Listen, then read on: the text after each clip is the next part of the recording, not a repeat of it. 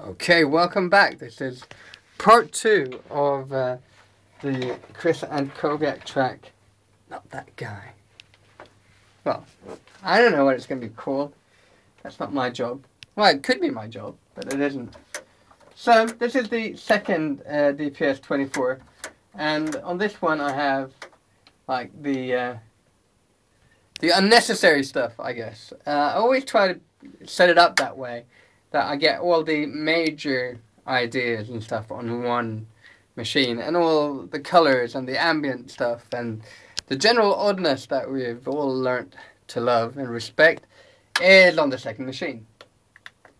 So we can see what the first thing on here is, which is something terribly unnecessary, and that is a backwards chord monopoly arpeggio thing, which is kind of fun because I asked Chris, so what are the chords on the bridge to the second chorus? And he just went, oh, it's that chord and that chord. And I told him, well, could you play them backwards? I was like, yeah, but that would like fuck everything up. But when you play it forwards and you flip it in reverse, this is what you get.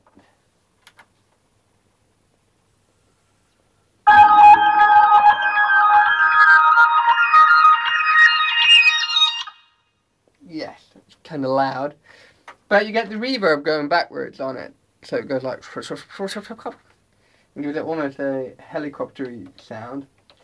You've already heard the talking drums, or no, the gated drums and all of that, which is very Peter Gabriel-esque.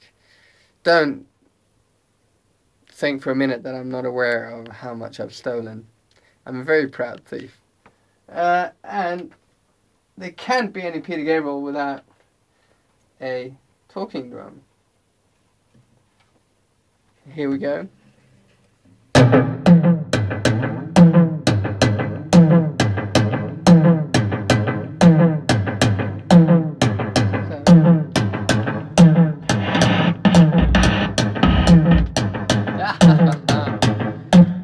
So that's in like the bridge after the first chorus, and I think it's in the outro as well. And it's going through some kind of delay, I'm not sure what it is, but it's actually pretty nice. And it really works great with the gated drums and everything. On the choruses we have some more mellotron, and in this case it's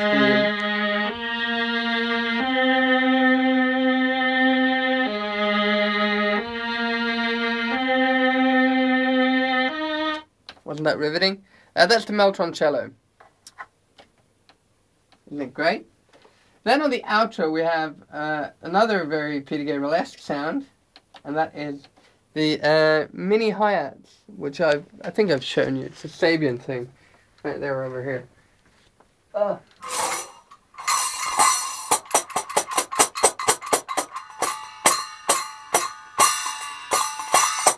Handheld darlings of rhythm and love. Yes.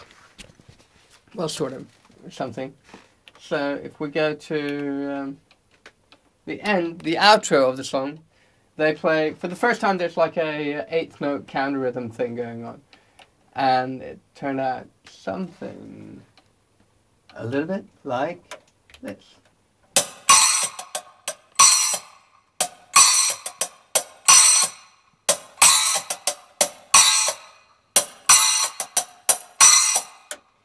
And in the choruses, we also have shakers and like African tambourines, and they sound something like this. Shaker, isn't this great? And the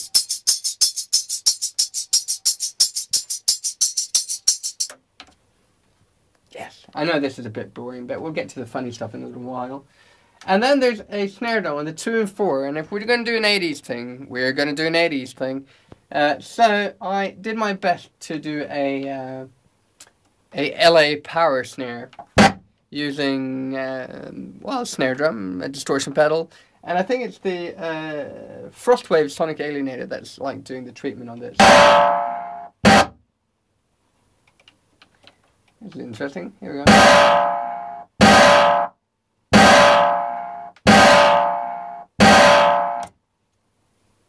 Yeah.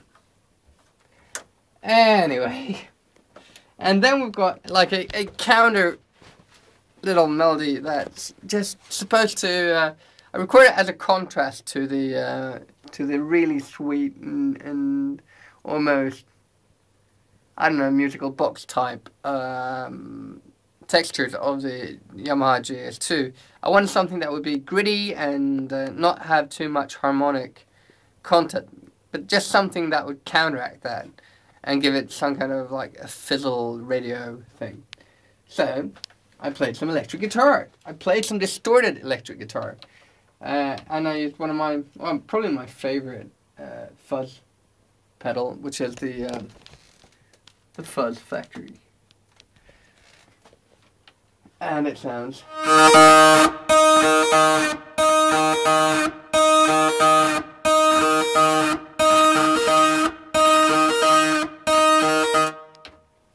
And then I've got the a alternative electric rhythm going on in the choruses.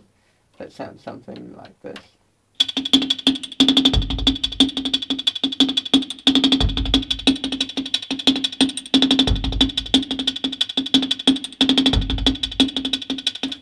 And then I realized that I was kind of fed up with the ending of this track. So I wanted to create a different kind of texture altogether.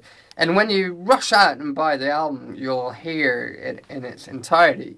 But now you're just getting like the bits and pieces. Yes, it's like putting together a jigsaw puzzle in a very dark room, wouldn't you say? So, here's a texture that's used on the outro section, and it's, yeah, it's kind of obvious when you hear it, but it's me sampled singing into the Casio SK1, and then it's going through the modular system over there, and it's going through my newly repaired tape echo, which is still terribly sick, and it goes wah, wah, wah, wah, and it wobbles, and it's that kind of everyone who doesn't have a tape echo says, oh, that's so cool and full of character, and everyone who has the tape echo really wants it to work and be kind of linear, because mine is it's too random even for me. But the sound, stop talking, more sound. It should be over here. Here we go. Here we go.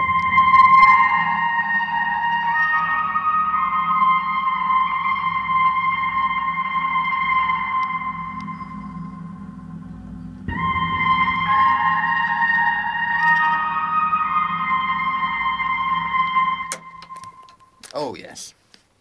And when it comes to these things, I always I pair up sounds, and I try to create different camps of different ideas.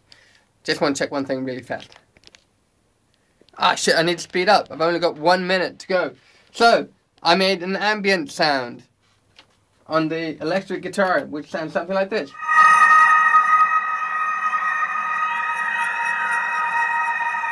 Yes. And I also, to avoid cymbals, I recorded the claptrap, which is a hand clap generator thingy. It sounds like this.